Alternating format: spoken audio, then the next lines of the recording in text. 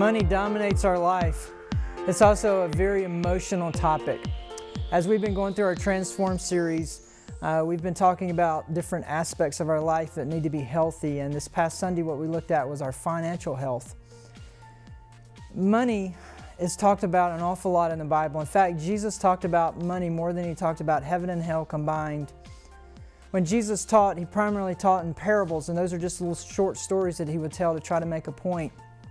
Of those parables, 50% of those parables have some reference to money. And yesterday we looked at this parable found in Luke chapter 16 where Jesus makes the hero of the story a shrewd business manager. In fact, he was pretty dishonest, but he was shrewd. And the reason that Jesus made him the hero was because of his shrewdness. Now this is what a shrewd person does. A shrewd person sees the problem clearly, knows what needs to be done, and then figures out how to do it. Sees the problem clearly, knows what needs to be done, and figures out how to do it. As we talk about our financial health and as we think about money, there's some things that we need to be aware of because it dominates our life so much.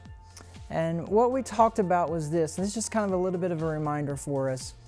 The first thing, if I can think about these four things, really, if I think about these four things on a daily basis, it's going to help me have a better understanding of how I should view money. The first one is this, is that it's not mine.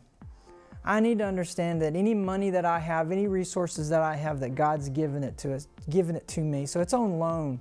It's not mine. The second thing is this, God uses money to test me.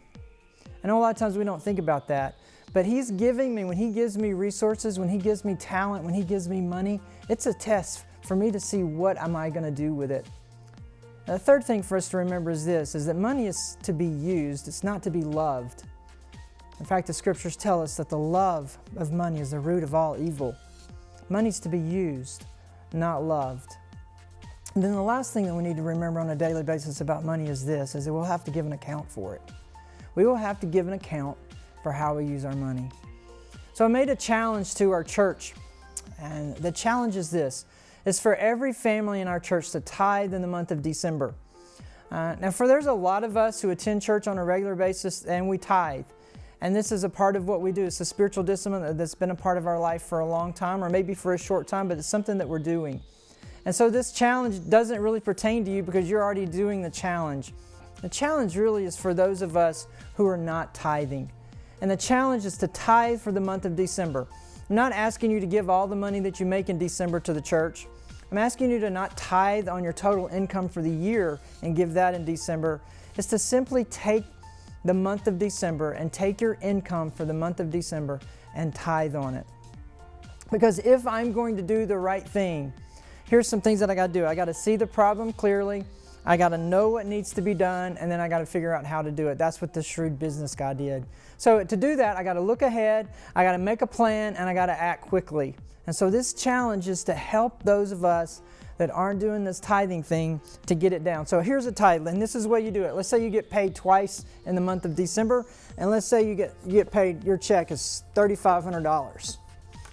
And then you get another check in December for $3,500.